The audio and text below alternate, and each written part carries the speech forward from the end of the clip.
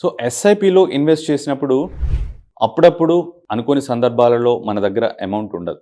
So మనం మధ్యలో stop చేయాల్సి వస్తుంటుంది. లేదా ఆ పర్టిక్యులర్ మంత్‌కి మనం పాస్ చేయాల్సి వస్తుంటుంది.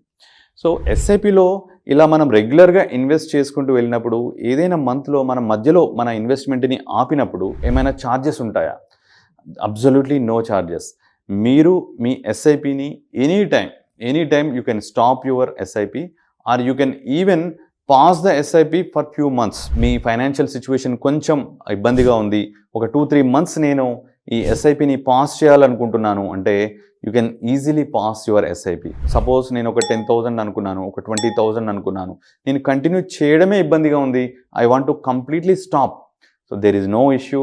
You can stop your SIP any time and there are absolutely no charges. So చాలామందికి ఏంటంటే ఇది ఒక ఇన్సూరెన్స్ ప్రోడక్ట్ లాగా. జనరల్గా ఇన్సూరెన్స్లో మనం మధ్యలో ఆపేసిన లేదా మధ్యలో విత్డ్రా చేసుకున్న ఛార్జెస్ పడుతూ ఉంటాయి. So mutual funds are not like that. They are highly flexible.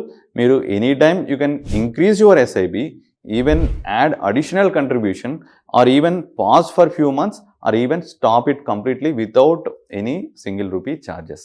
So mutual funds are very very flexible. మీకు మ్యూచువల్ ఫండ్ పైన ఉన్న అన్ని రకాల క్వశ్చన్స్ని మనం క్లారిఫై చేయడానికి సిద్ధంగా ఉన్నాం. ఎలాంటి డౌట్ ఉన్నా కానీ ప్లీజ్ కామెంట్ సెక్షన్లో మీ డౌట్స్ని అడగండి. I will clarify your doubts and mutual funds. Thank you for watching. Please subscribe to the channel. Thank you so much.